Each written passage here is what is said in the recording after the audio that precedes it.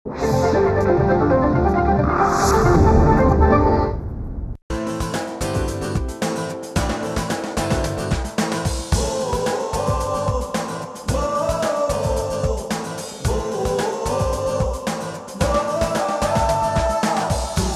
से झुके नहीं,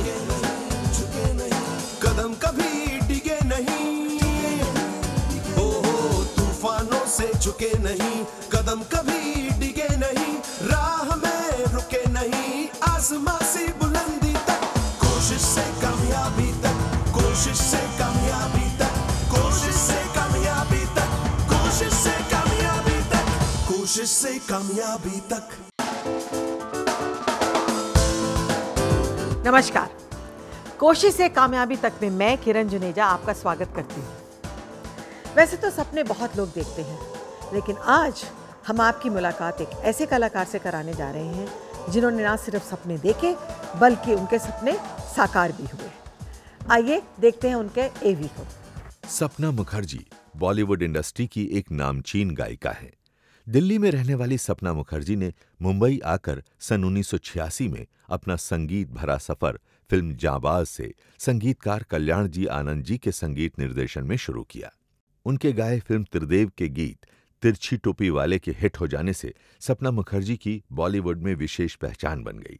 सपना ने लगभग सभी जाने माने संगीतकारों जैसे नदीम श्रवण, राजेश रोशन, अन्नू मलिक, आनंद मिलिंद और AR रहमान के संगीत निर्देशन में गाया है।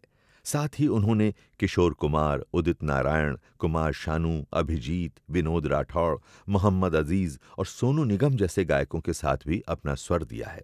सन 2000 में उन्होंने अपना म्यूजिक एल्बम मेरे पिया लॉन्च किया, जिसमें RD बर्मन साहब ने संगीत दिया। इस समय सपना मुखर्जी सहारा इंडिया परिवार के लिए कार्य कर रही हैं। तो आइए देखते हैं कैसा रहा सपना का कोशिश से कामयाबी तक का ये सफर। तो ये थी मेलोडी क्वीन सपना मुखर्जी। आइए अब उनसे रूबरू बातें करते हैं। सपना जी,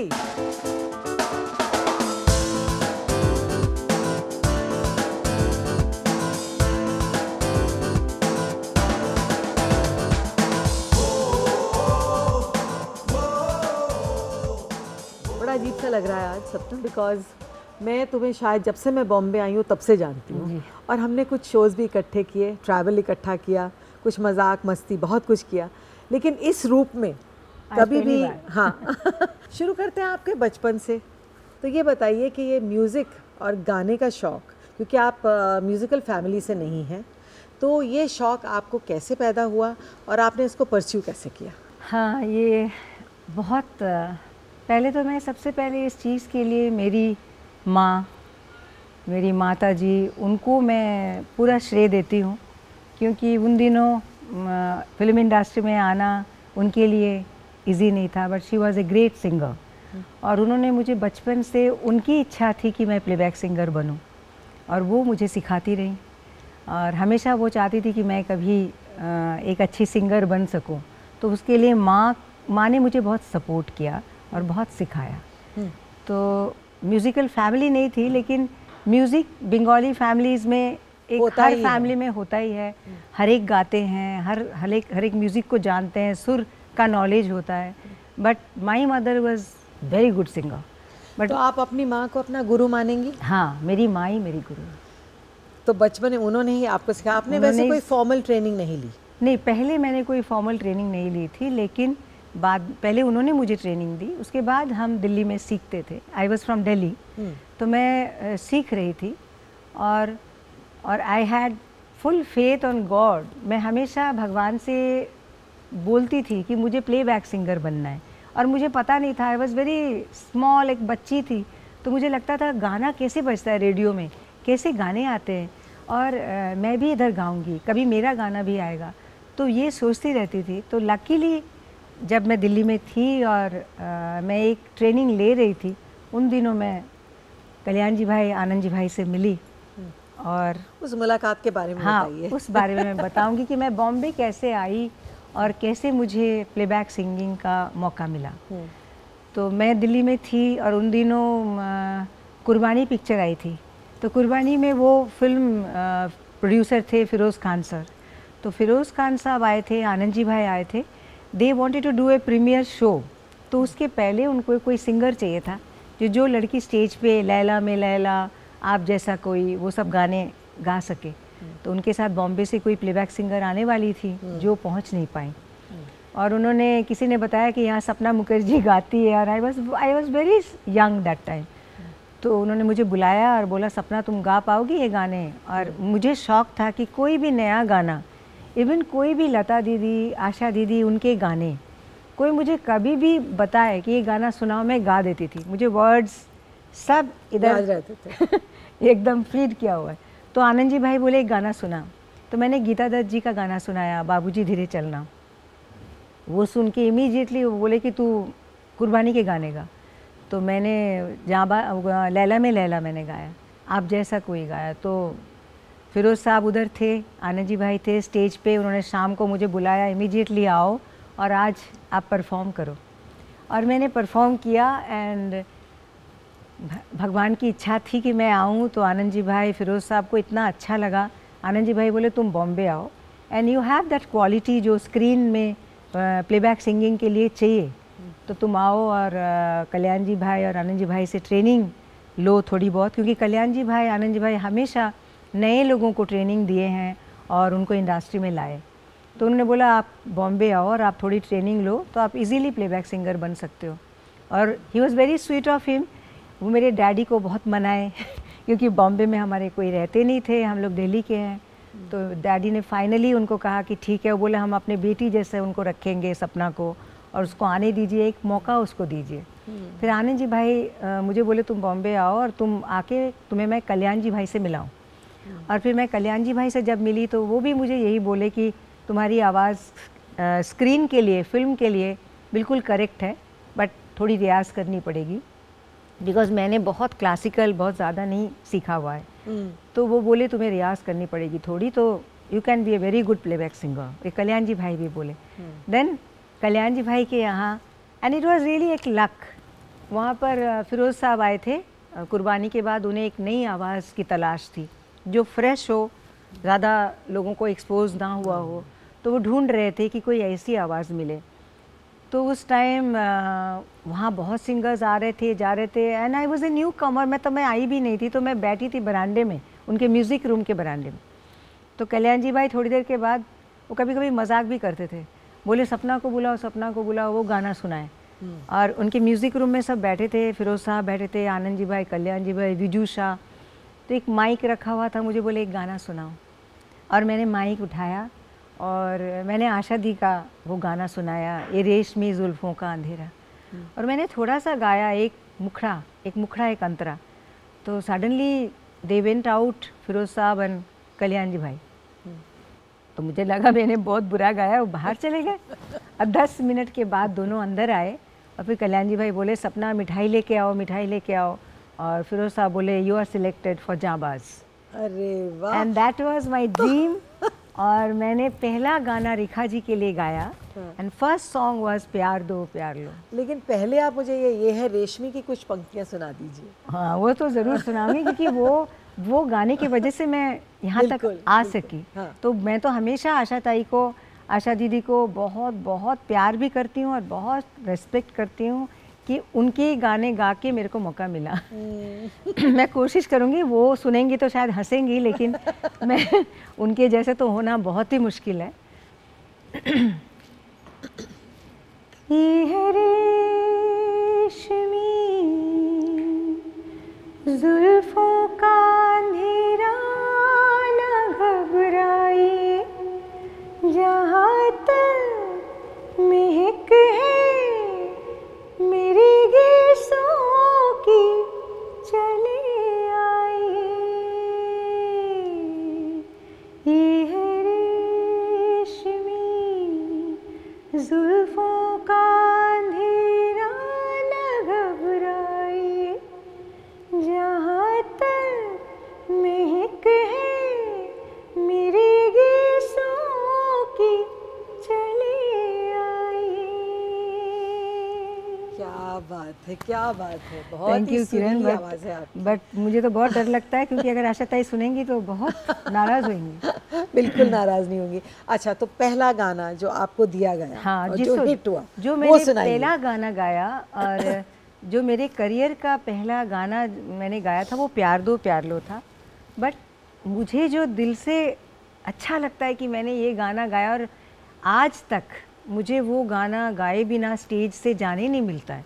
2 गाने हैं, एक तो जब मैंने त्रिदेव में गाया था ओए ओए, जिससे मुझे फिल्म फेयर अवार्ड मिला, तिरछी टोपी वाले, और एक मैंने गाया था जाने जाना, जाबाज। तो वो गाने के बारे में मैं आपको इंसिडेंट तो ज़रूर बताना चाहूँगी क्योंकि it's a very interesting story. वो दिवाली का टाइम था और फिरोज साहब लंदन में रिकॉर्डिंग करते थे। अच्छा। वो सिंगर को, म्यूजिक डायरेक्टर को, सबको लेके जाते थे, वो रॉयल ट्रीटमेंट देते थे सबको। तो वो बोले सपना तुम्हें लंदन चलना है, और वो आनंद जी भाई और भाभी बोलने लगी आज तो काली चौदस है, तुम लोग कैसे जाओगे, दिवाली का दिन है, और वहाँ तो हॉल बुक रहता है लंदन में, स्टूडियो 6 महीना पहले, यू कैन नॉट कैंसिल। तो आनंद जी भाई बोलने लगे नहीं आज ही चलना है, चाहे कुछ भी हो, कल रिकॉर्डिंग है तुम्हारी। तो हम लोग, मैं, विजू शाह, आनंद जी भाई, कल्याण जी भाई आए नहीं थे हम लोग के साथ लंदन, तो हम तीनों थे। तो जाने जाना जो गाना था वो गाने की रिकॉर्डिंग लंदन में हुई। और जब हम लोग गए तो फ्लाइट फ्रैंकफर्ट तक गई और वहाँ जाके स्टॉप हो गई। बोले London weather is so bad, we can not take off the flight. तब हमने सोचा अरे इस इंडस्ट्री में लकी अनलकी तो बहुत मानते हैं लोग, ये मेरी पहली फिल्म है और इसमें मेरा गाना इतना इम्पोर्टेंट है, और अगर मैं रिकॉर्डिंग नहीं कर सकी तो मैं शायद इंडस्ट्री में आ ही नहीं पाऊँगी। And I was so tense. तो एक तरफ आनंद जी भाई बैठे थे, एक तरफ विजू शाह फ्लाइट में, तो मैं बीच में बैठी हुई थी। बार बार हम लोग फ्लाइट में जा रहे हैं, बार बार हमें एयरपोर्ट भेज रहे हैं कि no no no we can't take off, there is too much ice and cloud is so bad, the weather is so bad, हम लोग बैड वेदर के लिए फ़्लाइट टेक ऑफ नहीं करेंगे। तो बहुत देर तक आना जाना करते करते फिर लास्ट में बोले नाउ विल ट्राई। हम लोग बैठे, फिर आ गया sorry we can't take off the flight. तो मैंने ना ऐसा, मैं बैठी थी और मैंने अपने बैग के अंदर, मेरे साईं बाबा होते हैं ऑलवेज विथ मी, तो मैंने साईं बाबा के फ़ोटो ऐसे निकाला और मैंने पूरे फ्लाइट पे उनको दिखाया। मैंने बाबा ये फ्रैंकफर्ट है, आप देख लो और जल्दी ले चलो हमें, क्योंकि कल अगर मैं नहीं पहुंची तो मेरी रिकॉर्डिंग नहीं होगी। और बाबा ये मेरा इज्जत का सवाल है और आप मुझे ले चलो। और जो ही मैंने वो बाबा का तस्वीर ऐसे देख के मैंने बैग में रखा, और मुझे नहीं पता कि आनंद जी भाई ऐसे देख रहे हैं जाग जाग के, मैं सोची दोनों सो रहे हैं, तो मैंने रखा और आ गया fasten seat belt, we are taking off the flight. और आनंद जी भाई ने फट से मेरे सर पे एक थप्पड़ मारा कि सुबह से हम लोग इतना देरी से घूम रहे हैं, पहले क्यों साईं बाबा को नहीं देखा। And then we reach on time और स्टूडियो में पहुंचे और मैंने जाने जाना गाया। क्या बात है, कितनी इंटरेस्टिंग स्टोरी है। हाँ। सपना जी बहुत सारी कहानियां मुझे सुनाने वाली है, लेकिन इस वक्त हम लेंगे एक छोटा सा ब्रेक। कोशिश से कामयाबी तक। ब्रेक के बाद कोशिश से कामयाबी तक पे आपका स्वागत है। मैं हूँ किरण जुनेजा और हम बात कर रहे हैं आज सपना मुखर्जी से। तो सपना जी आप गाना सुनाने वाली थी हमें। हाँ, तो स्टोरी मैंने सुनाया, अभी मैं आपको सुनाऊंगी 2 लाइन ज़रूर, क्योंकि मुझे बहुत अच्छा लगता है वो गाना।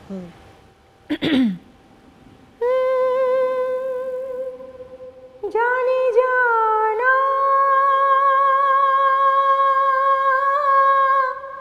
ओ जाने जाना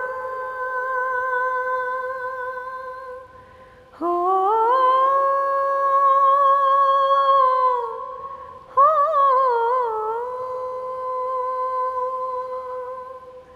जब जब तेरी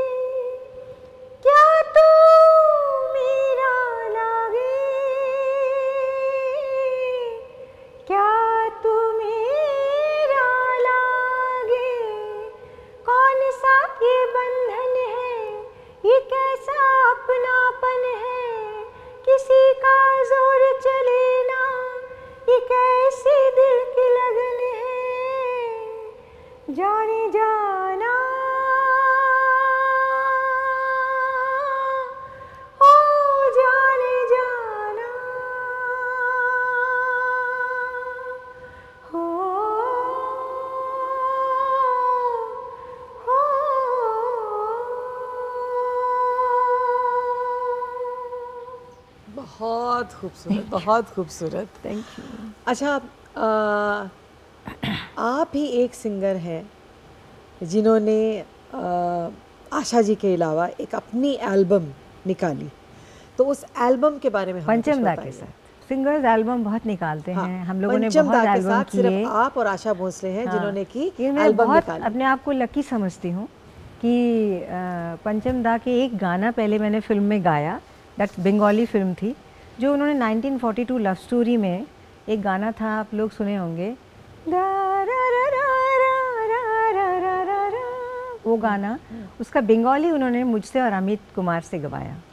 and that movie was Calcutta में सुपर डुपर हिट। अच्छा, और वो गाना मैं आपको एक लाइन बंगाली हाँ, सुना है, बिल्कुल, बंगाली बिल्कुल। में है। हाँ। মন থেকে মনে কি করে যে যাব, যা আমার চাই তা কি করে যে পাবো, তুমি আমি তুমি কাছাকাছি পাশাপাশি, ভালোবাসি ভালোবাসি আমি যে তোমায়, মন থেকে মনে কি করে যে যাব, যা আমার চাই তা কি করে যে পাবো। ये उन्होंने मुझे बंगाली में गवाया। फिर वो मेरे साथ एक एल्बम किए अच्छा, जिसमें 8 गाने थे। तो पंचम दा का वो एल्बम मैं कभी भूल नहीं सकती। हाँ। उस एल्बम में से 8 गानों में से सबसे ज्यादा हिट कौन सा हिट्स गाना था, हुआ? उसका एक वीडियो भी था, आपको याद होगा, एक मैंने ग्रीन लहंगा पहन के, आई वॉज वेरी यंग, हाँ। तो एक गोल्डन मेरे बाल हुआ करते थे और पंचम दा मुझे मडोना बोलते थे। मेरे अभी तक मेरे आंसरिंग मशीन में हाँ। उनका वॉइस मैंने डिलीट नहीं किया है। अच्छा। वो करते थे मडोना रिहर्सल के लिए आ जाओ, क्योंकि मेरे बहुत गोल्ड बाल होते थे उस टाइम, आपको भी याद होगा। हाँ, याद है। तो वो मुझे बोलते थे मेरी मडोना, मडोना आ जा, रिहर्सल है। तो वो गाना मैंने किया था। एक गाना था मेरा रिश्ता तेरा मेरा, जिसका वीडियो था और बहुत ही पॉपुलर है वो गाना। एवरी स्टेज एवरी शो गाना आप गाती थी? मैं अभी भी गाती हूँ। तो हम अभी मैं सुनेंगे? आपको सुनाती हूँ, हाँ। मेरे सुनने वालों को सुनाती हूँ। हाँ।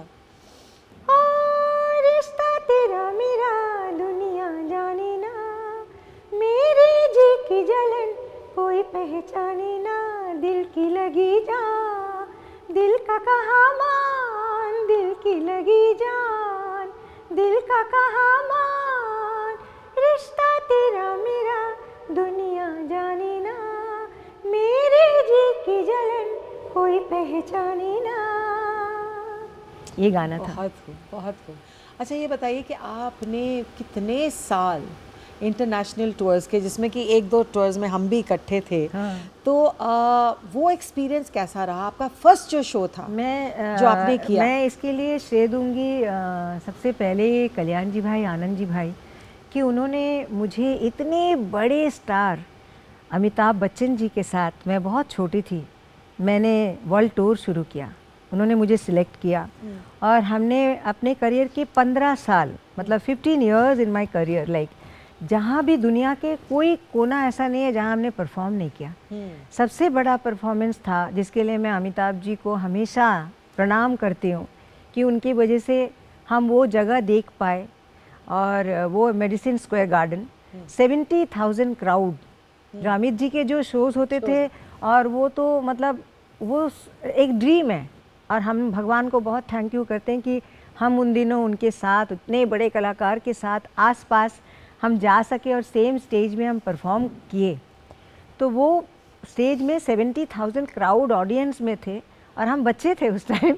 तो मेरा उस टाइम तिरछी टोपी वाले ओए ओए गाना आया था, तो वो गाना मैंने गाया था। और वो एक शो भी हुआ था हॉल में, उन्होंने रिलीज़ किया था वो शो, जुम्मा चुम्मा इन लंदन। तो आई am very lucky, I really always thank my God कि उन्होंने मुझे, हम कुछ भी नहीं है लेकिन हम अमिताभ जी जैसे इतने बड़े महान कलाकार के साथ हमें मौका मिला। और श्री कल्याण जी भाई, आनंद जी भाई जो हमें एज ए स्टूडेंट लेके जाते थे, और हम 15 साल उनके साथ, सारे वर्ल्ड के कोई भी ऐसी जगह नहीं है जहाँ हमने शो नहीं किया। और मुझे ये बताइए, जब आपने पहला शो किया जो अब्रॉड, उसका कोई एक्सपीरियंस ऐसा जो बात आप कभी भूल ना पाए? मुझे लगता है हम लोग जब पहले, हम कभी भूल नहीं सकते कभी, क्योंकि हम लोग जब गए अमेरिका पहुँचते, बहुत छोटी थी, पहली बार गई, एंड सो लॉन्ग फ्लाइट, तो हम लोग को लगता था कि अब जाके रूम में थोड़ा रेस्ट करें, ये करें। तो हम लोग जब रूम में गए, इमीडिएटली फ़ोन आ गया आनंद जी भाई का कि ऑलरेडी अमिताभ बच्चन जी ऑडिटोरियम में पहुंच गए। आप लोग सोचो ही मत कि हम लोग अभी रेस्ट करेंगे कि सोएंगे कि खाएंगे, सीधा आप लोग ऑडिटोरियम में, गाड़ी नीचे है, आप लोग सीधा ऑडिटोरियम में आइए, रिहर्सल है। तो तब मुझे लगा कि हम इतने बड़े कलाकार हैं, जब वो वहाँ पहुँच गए तो हम लोग क्या हैं।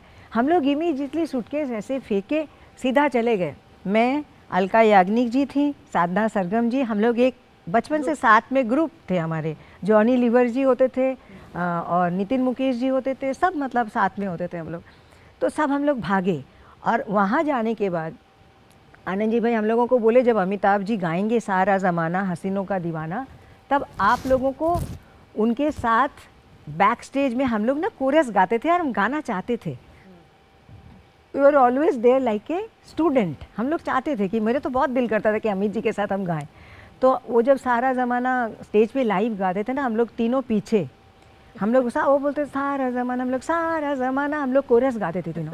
तो हम लोगों को 1 मिनट लेट होता था तो जो डांट पड़ती थी, वो एक्सपीरियंस, मतलब कल्याण जी भाई, आनंद जी भाई के जो डांट, जितना प्यार करते थे उतना उन्होंने हमको बहुत डांटा।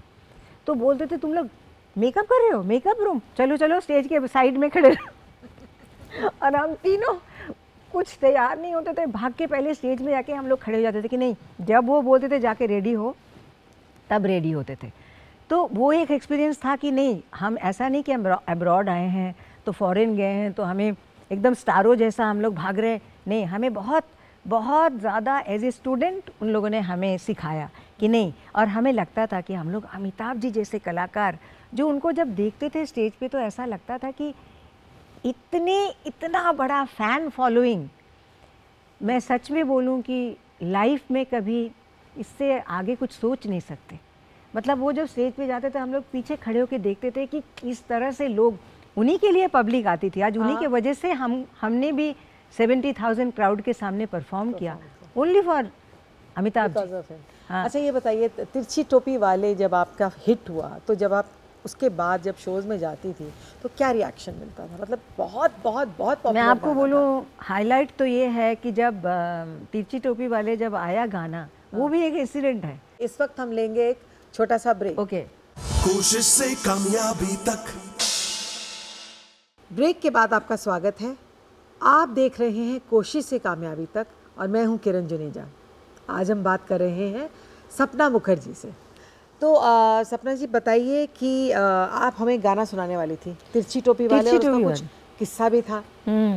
किस्सा यह था कि जब तिरछी टोपी वाले गाना बनने वाला था, जब सिटिंग में बैठे थे कल्याण जी भाई, विजू, राजीव राय जी सब बैठे थे, और उस टाइम मैंने एक नई गाड़ी ली थी और मैं कल्याण जी भाई को बोली थी कि जब मैं कल्याण जी भाई गाड़ी लूँगी ना तो मैं ज़रूर पहला आपको राइड पे लेके जाऊँगी।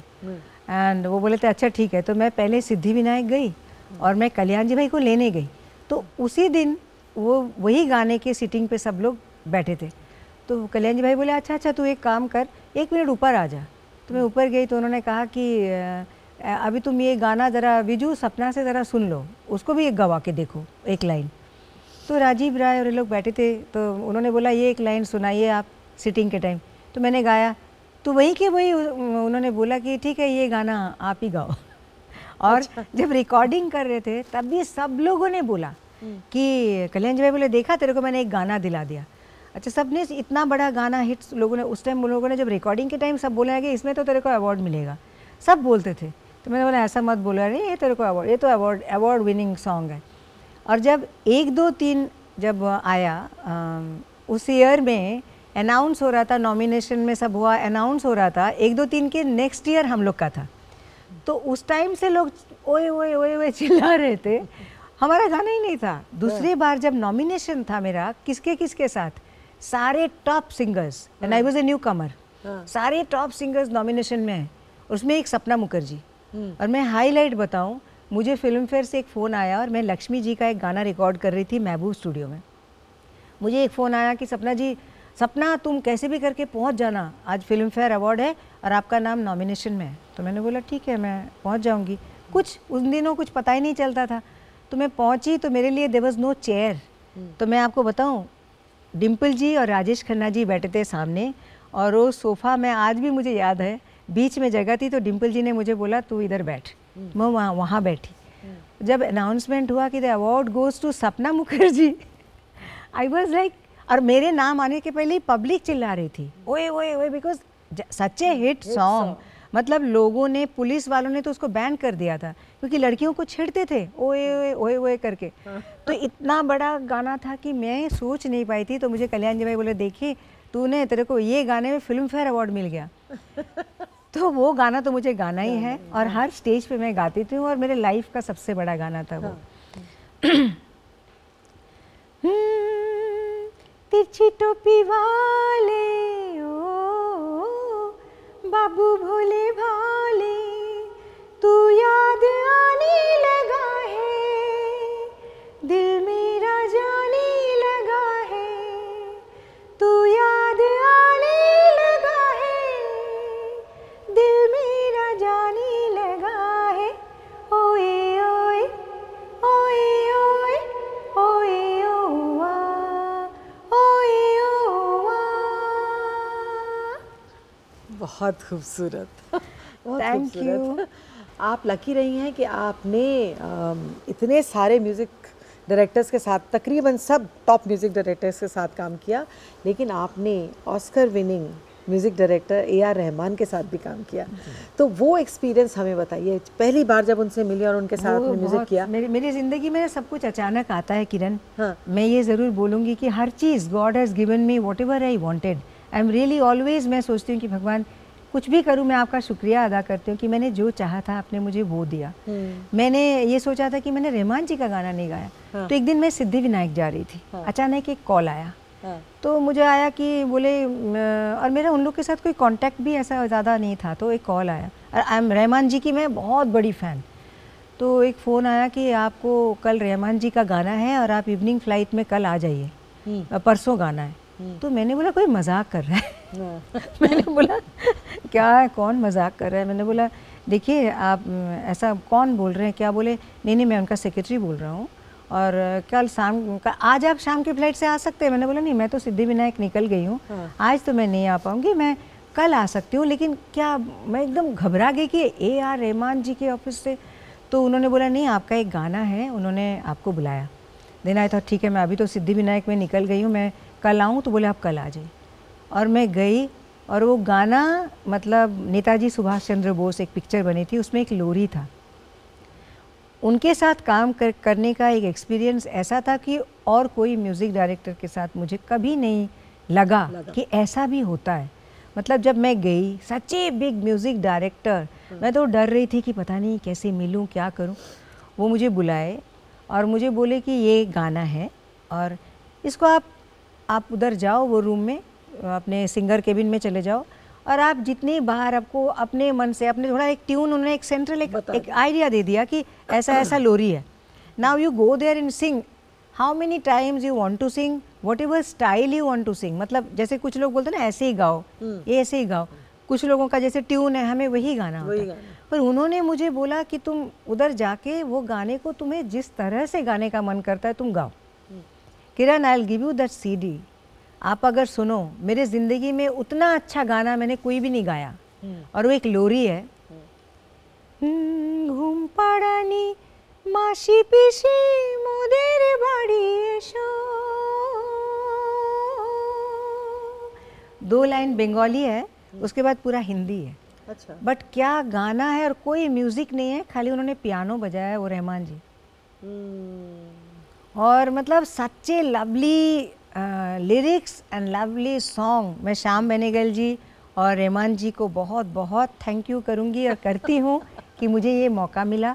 आपका जो बैंड आपने स्टार्ट किया, हाँ, उसके बारे में कुछ तो बताइए। ये गाना, जबकि ये मेरा रहमान जी के साथ गाना था जो मैं कभी भूल नहीं सकती। हाँ। और मैंने उसके बाद जब इंडस्ट्री में क्या हुआ, बहुत नए नए सिंगर्स अभी आप सुन रहे हैं, न्यू कंपोजिशंस आते हैं, नए सिंगर्स आते हैं, नए म्यूज़िक डायरेक्टर्स।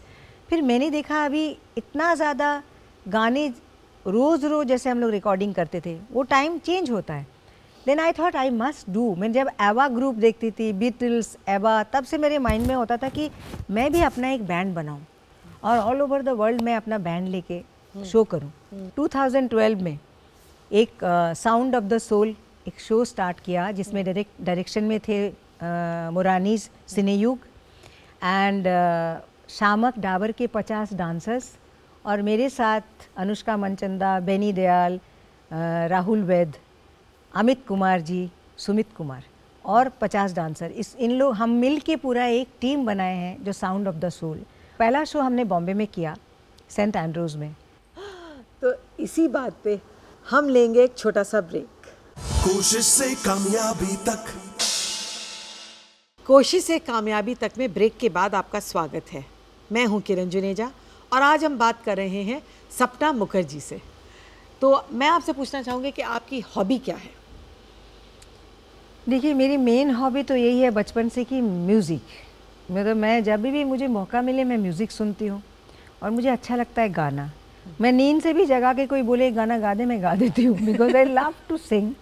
और मेरे आत्मा में म्यूज़िक ही बैठा हुआ है, मतलब और कुछ मुझे सूझता नहीं म्यूज़िक के अलावा। तो लेकिन दूसरा है कि मैं इंटीरियर करना भी बहुत पसंद करती हूँ। मैं आपके घर आई हूँ, जो आपने पहला घर किया था वो आपने खुद किया था? खुद किया था। तो बहुत खूबसूरती से किया था वो आपने।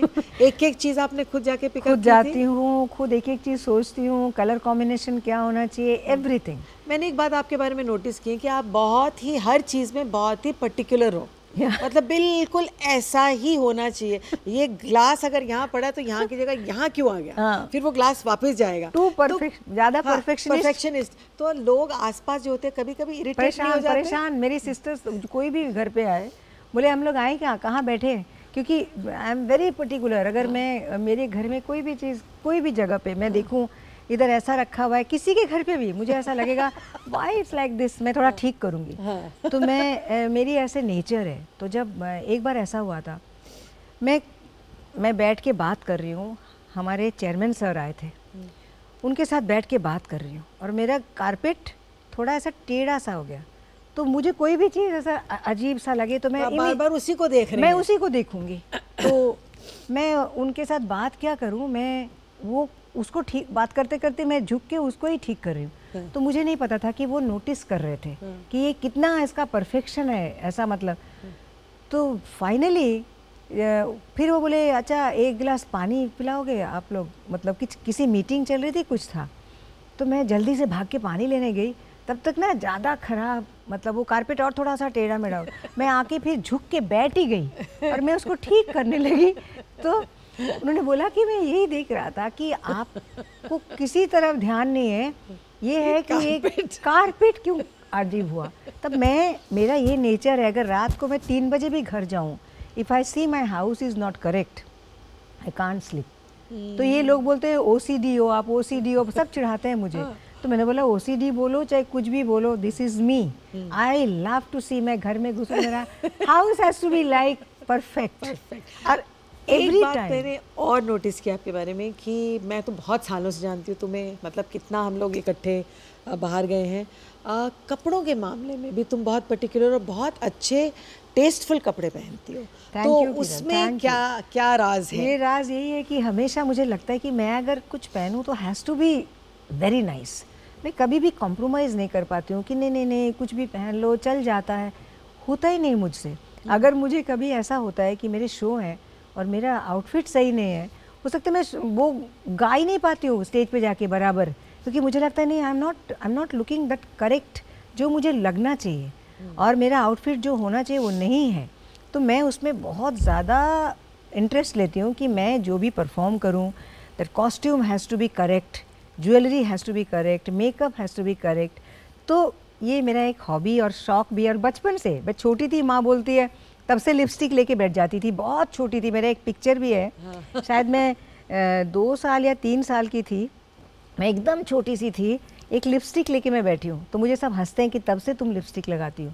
तो मतलब I love good makeup, good clothes, shoes का तो इतना क्रेज़ है।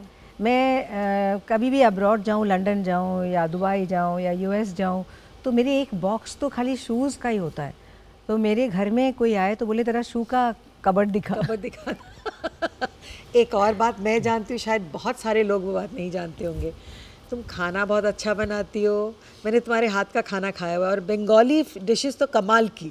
जानती तो मजबूरी से जान गई। हाँ। बिकॉज क्या हुआ, फाइनली मैंने देखा कि जब मैं अपने टेस्ट का खाना मिलना बहुत मुश्किल है, और मेरे को इतने ही ऑलिव ऑयल होना चाहिए, ऐसे ही होना चाहिए, तो मैंने फाइनली कोशिश किया and I made my kitchen. अभी जो मेरा घर है, मैं इसके लिए जरीन मैम को बहुत थैंक यू करती हूँ, Mrs Zareen Khan. She is very, उन्होंने आपका घर बनाया, उन्होंने मेरा घर बनाया बनाया और मेरे फ्लैट उन्होंने बनाया और बहुत खूबसूरत इंटीरियर किया, और she is very close to me and सच्चे, आप भी उनको जानती हैं, सच्चे लवली लेडी।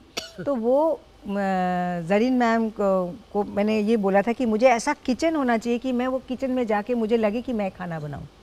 तो अब मैंने ऐसे किचन बनाया, तो मैं रोज़ कोशिश करती हूँ कि मैं अपने स्टाइल का कुछ बनाऊँ। Now I can make fish, I can make Bengali food जो मेरा दिल करता है कभी खाने, आई कैन मेक कॉन्टिनेंटल। खाती भी हो, मतलब तुम इतनी दुबली पतली हो। मैंने तुम्हें जब मैं तुम्हें मिली थी सपना कई साल पहले, तो तुम इतनी पतली नहीं थी, तुम नॉर्मल थी, मतलब नॉर्मल मतलब जैसे हम लोग हैं। और कुछ साल पहले तुमने बहुत एफर्ट किया और बहुत सारा वेट लूज़ किया, और तब से आज तक तुम्हारा वेट मेंटेन्ड है। तो मैं जानना चाहती हूँ कि ये क्या ऐसा कौन सी डाइट है जिस पे तुम हो, और तुमने क्या किया? नहीं, मैं ज़रूर बोलूँगी कि मैं योगा करती हूँ, और वो हर एक के लिए मैं बोलूँगी, आप ट्रेडमिल पे जाओ या जिम जाओ कि नहीं जाओ, इतना कुछ आपके लाइफ में फ़र्क नहीं पड़ेगा।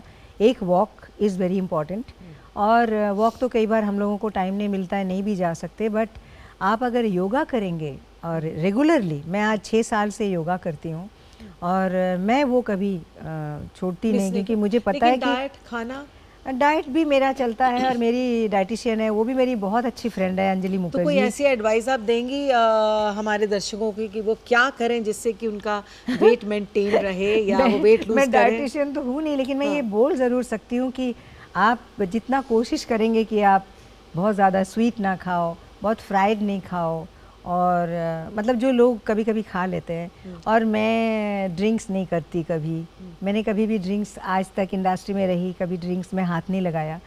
पर मैं जानती हूँ कि जो शौक़ है लोगों का, लोग करते हैं, बट अगर आप अवॉइड करें too much of drinking and oily food and too much of sweets, और थोड़ा रेगुलर करें योगा, जो कि हम सबको मालूम है लेकिन हम करते नहीं है।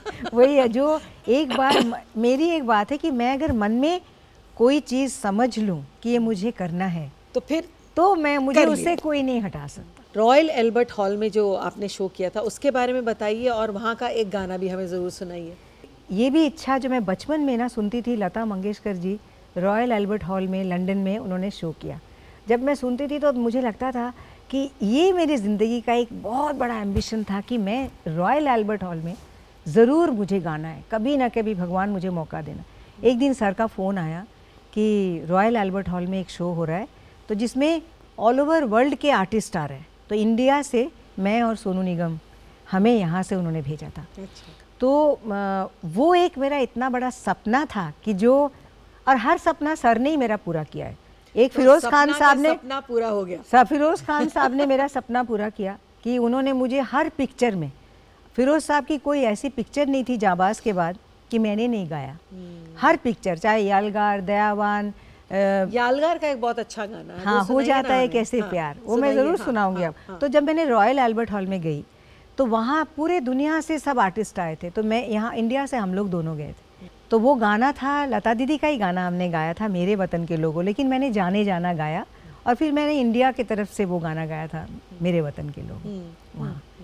तो आपको यालगार का गाना मैं सुनाऊंगी सुनने वालों को कि वो मेरा गाना है, and I love that song. Lakh कोई सोचे सारी सारी रात, आए ना समझ यारा राज भरी छोटी सी बात, हो जाता है कैसे प्यार, न जाने कोई ना जाने कोई, हल्की सी चुभन मीठी सी अगन लग जाती है क्यों यार, न जाने कोई हो जाता है कैसे प्यार। कोई, ना जाने कोई। बहुत बहुत बहुत खूबसूरत। मैं आपको एक बात बताना चाहूँगी जो हमारे सुनने वाले भी नहीं जानते होंगे, किरण जी आप भी नहीं जानते होंगे। मैं बचपन से गीता दत्त जी की बहुत बड़ी फ़ैन, और मैंने हमेशा स्टेज पे, मेरे तो गाने नहीं थे जब मैं प्लेबैक सिंगर नहीं थी, जब मैं स्टेज पे गाती थी तो I was not a playback singer, तो मैं हमेशा गीता जी के गाने गाती थी, लता दीदी के गाने गाती थी, आशा जी के गाने गाती थी। तो मेरे मन में था कि मैं गीता जी के गाने ज़रूर कभी ना कभी मेरा दिल करता है कि मैं उनका एल्बम बनाऊँ। तो मैं जब एक शो में मैंने गीता दत्त जी के गाने गाए थे तो उन्होंने मेरे एक एल्बम बनाया, a tribute to Geeta Dutt ji, और हमने रिमिक्स नहीं किया, टोटली जो म्यूज़िक था सेम म्यूज़िक करके मैंने 16 गाना गाए। उसके बाद कैलकाटा से मुझे फ़ोन आया, ऋतुपर्णा जी थे ना, ऋतुपर्णा घोष, मुझे बहुत अफसोस है कि आज वो हमारे बीच नहीं रहे, लेकिन उन्होंने ऐश्वर्या राय जी और अजय देवगन जी के साथ एक पिक्चर बनाई थी रेनकोट। उन्होंने जब मेरा CD सुना तो वो मुझे फ़ोन किए कि सपना तुम कैलकाटा आ जाओ, और मुझे बोले मैं चाहता हूँ कि ये गीता जी का गाना ये आप रेनकोट में गाओ। मैंने बोला अरे उनका गाया हुआ गाना, बोले नहीं नहीं आप अपने तरह से गाओ, पर मैं चाहता हूँ कि आप यही गाना गाओ, मेरी जान मुझे जान ना कहो। और वो मेरा फेवरेट गाना था और मैंने गाया without any music, they record that song, और ऐसा लग रहा था कि ऐश्वर्या जी चाय बना रही हैं और वो गुनगुना रही हैं और गा रही हैं। तो गा दीजिए कुछ लाइनें, कुछ पंक्तियाँ उसकी सुना दीजिए। जान कहो अनजान मुझे, जान कहो रहती है सदा, अनजाने क्या जाने, जान की जाए कौन भला मेरी जान, मुझे जान कहो मेरी जान, मेरी जान, मेरी जान, मुझे जान कहो मेरी जान, मेरी जान, मेरी जान। बहुत खूबसूरत। Thank future you. प्लान्स क्या हैं? बस यही है कि मैं अपना साउंड ऑफ द सोल, एक हमारा स्टूडियो है, स्टूडियो नाइसा, मैं चाहती थी इंडिया में एक ऐसा स्टूडियो बनाऊं जो अब्रॉड में मैं जब गाती हूँ जाके, जो साउंड जो उनके पास है हमारे पास नहीं है, सब हमारे पास होना चाहिए। और उन्होंने सेम चीज़ हमको बनाने के लिए परमिशन दिया और वो स्टूडियो मैंने बनाया। तो मैं चाहती हूँ कि उस स्टूडियो को बहुत आगे बढ़ाऊँ, और मेरा जो sound of the soul band है, मेरे जो म्यूजिशियंस हैं, जो सिंगर्स मेरे साथ हैं, हम पूरे दुनिया में वो शो को लेके जाएं। जैसे फॉरेनर्स हमारे यहाँ आते हैं, हम वहाँ जाके अपना बैंड ले जाके वो परफॉर्म करें, और आखिरी सांस तक मैं गाती रहूं। सपना जी, आपने अपनी पूरी ज़िंदगी जो है म्यूज़िक को अर्पण कर दी, कभी शादी के बारे में नहीं सोचा? नहीं, मैंने म्यूज़िक से शादी कर ली। That is my life. ये तो बेस्ट जवाब हाँ, है। क्योंकि मैंने देखा कि म्यूज़िक के अलावा मैं जी नहीं सकती, मुझे म्यूज़िक चाहिए। और मैंने कई मेरे फ्रेंड्स हैं, मैंने उन लोगों को देखा है कि दे आर नॉट हैप्पी। शादी करने के बाद उनकी किसी का म्यूज़िक ख़त्म हो गया, किसी की लाइफ बदल गई, किसी का डिवोर्स हो गया। ये सब देख देख के बचपन से ना मुझे ऐसा लगने लगा था कि नहीं, अगर आप म्यूज़िक से प्यार करते हो तो आप म्यूज़िक से शादी करनी चाहिए। तो मैंने लाइफ में उसी को अपने साथ ही अपना सब कुछ बना लिया, and I am very happy. God has given me today everything. I am really really thankful to God. अब हम रैपिड फायर पे आ जाते हैं। अगर आपकी लॉटरी लग जाए तो आप उससे क्या करेंगी? तो मेरे पास तो मैं सब कुछ, भगवान ने सब दिया है। अब मैं मेरी मम्मी के लिए एक बहुत अच्छा मंदिर बनाऊंगी साईं बाबा की, जिसमें वो बैठ के पूजा करें। क्या बात है, वंडरफुल। अच्छा, ज़िंदगी में सबसे ज़्यादा खुश आप कब हुई? जब मेरी माँ खुश होती है और वो खुश होके मुझे दुआएं देती है फ़ोन पे। मैं कितनी भी दूर रहूं, वो मुझे हमेशा बोलती हैं बंगाली में, तुम लोग अच्छे रहो, खुश रहो और बहुत गाने गाओ, अच्छे से भजन गाओ। तो मुझे बहुत आनंद मिलता है कि ये माँ का आशीर्वाद मुझे मिल रहा है। अच्छा, किस भारतीय महिला सिंगर से आप इन्फ्लुएंस्ड हैं? डेफिनेटली लता दीदी, वो हम सबकी इंस्पिरेशन है, और आशा दीदी। मैं दोनों को ही मानती हूँ। बहुत मुश्किल चॉइस है। बहुत मुश्किल चॉइस, क्योंकि उनकी एक अलग स्टाइल है, इनकी एक अलग स्टाइल है। जब आपका मूड खराब होता है तो क्या करती हैं? मैं बैठ के गाना गाती हूँ, बहुत गाना गाती हूँ और रियाज़ करती हूँ और सुनती हूँ लता जी के, आशा जी के वो पुराने गाने जो मुझे मेरे दिल को छू जाता है, किशोर दा के गाने। आपकी लाइफ का ड्रीम? मेरा ड्रीम यही है कि मैं हमेशा, जिन्होंने भी मुझे मेरी लाइफ में मुझे मदद किया और मुझे यहाँ तक पहुँचाया, आपके सामने आज मैं बैठी हूँ, मैं उनके लिए कुछ कर सकूँ। आपकी पसंद का रंग कौन सा है? तो रेड। ओके। कैसा म्यूज़िक सबसे ज़्यादा पसंद करती हैं? Soft romantic songs. दिन में कितना रियाज करती हैं? कितना तो नहीं बोल सकती हूँ, मैं योगा करने से पहले at least half an hour 45 minutes में अपना रियाज करती हूँ। बॉलीवुड में सबसे फेवरेट फिल्म? ये बड़ा मुश्किल चॉइस है, लम्हे। अगर आप सिंगर ना होती तो क्या होती? सिंगर नहीं होती तो मैं डॉक्टर बनती। मेडिकल का शौक था? बहुत। अच्छा, लेकिन वो काटा पीटी वगैरह? काटा पीटी पर मुझे मेडिकल पढ़ने का बहुत शौक था। मेरी एक दीदी थी, वो मेरे पीछे पड़ गई, नहीं तू मेडिकल नहीं लेगी, तू म्यूज़िक में ही जा। तो लेकिन आज मैं उनकी भी आभारी हूँ, पर मेरा दिल था कि मैं डॉक्टर बनूँ, मेरा बड़ा मन करता। अभी भी मैं, मेरे जितने घर में स्टाफ हैं, मेरे जितने पियन्स हैं, मेरे जितने घर पे मेड्स हैं, किसी को बुखार होगा, कुछ होगा, सब मैं डॉक्टरी करती हूँ। देवल दीदी हमको से हेडेक हो रहा है, को बोला मेरे पेट में दर्द हो रहा है, मैं सबको मेडिसिन देती हूँ, वो ठीक हो जाते हैं। एक बात है जो हटके है, इस वक्त के माहौल में नहीं है, लेकिन मैं पूछना चाहती हूँ, कभी आपको ऐसा फील होती है कि आपकी माँ जो है वो सिंगिंग करना चाहती थी और नहीं कर पाई? कभी आपको ऐसा फील होता है, उनकी तरफ से बुरा फील होता है, ऐसा फील होता है कि काश मैं कुछ कर पाती और उन्हें एक? बहुत होता है, कभी कभी लगता है कि अगर वो उस ईयर्स, वो ज़माना आज होता तो शायद मेरी माँ भी एक नोन सिंगर होती, क्योंकि उन दिनों मेरे दादाजी वॉज वेरी स्ट्रिक्ट। वो लोग अलाउ नहीं करते थे कि आप इंडस्ट्री में जाओ, कि आप बाहर गाओ। Even they were not allowed to sing 10 लोगों के बीच में भी। हाँ। पर मेरी माँ आप ऑलमोस्ट 5 साल पहले तक भी वो साईं बाबा के भजन गाती थी। वो गाती है, लोग फॉलो करते थे। तो माँ इतना अच्छा गाती है, उनकी वॉइस क्वालिटी, उनकी सिंगिंग, तो मुझे बड़ा दुख होता था कि अरे माँ बेचारी कभी गा नहीं सकी, मतलब बाहर।